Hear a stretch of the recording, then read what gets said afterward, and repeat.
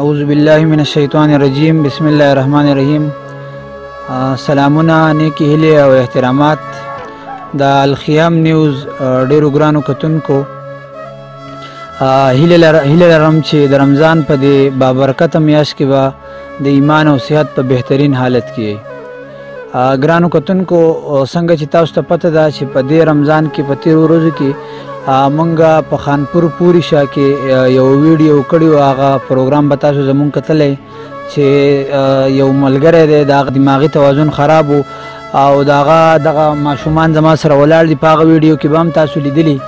نو مونږ د هغې دپاره ستاسو نه د چاندې اپیل کړی او زه ډېر زیات خوشقسمته د الخیام نیوز دا ټول ملګري ګڼم چې د خانپور او خاص کر د زمونږ د محلې د غریب آباد خلکو په مونږ باندې د ډېر زیات اعتماد اظهار وکړو او دغه د خپلو د رمضان په دې میاشت کې د خپلو خرچو نه څه لږې لږې پیسې ویستې او هغه یې زمونږ د دغه رضا خان چې کوم ملګری دی د هغه دغه بچو په نوم کړې.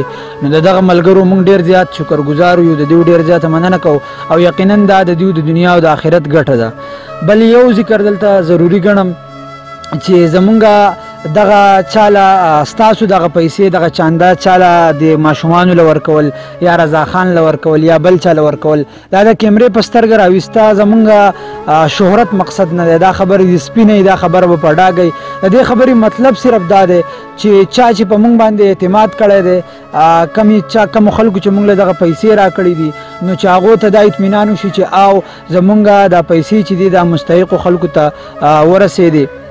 او بل د دې مطلب زمونږ دا دی چې کم شتمن خلک دی هغه خلک دي چې د هغو وس کېږي چې د هغو سره دا احساس پیدا شي چې زمونږ په معاشره کې زمونږ په ټولنه کې چې کم بېوسه خلک دی، کم لاچاره خلک دی، چې د هغوی سره مونږ امداد وکړو او هغوی هم د ځان سره په دې خوشحالو کې شریک کړو.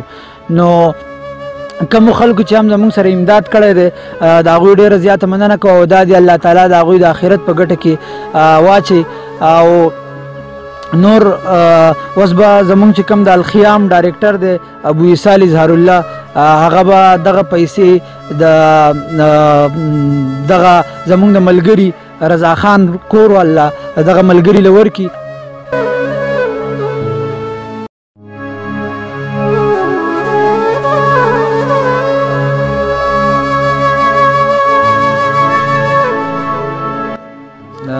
دغه ملګری به تاسو زمونږ په هغه زړه ویډیو کې هم لیدلی او د رضا خان رشته دار دی او هم د دوی په وینا باندې مونږ دغه پروګرام ریکارډ کړی.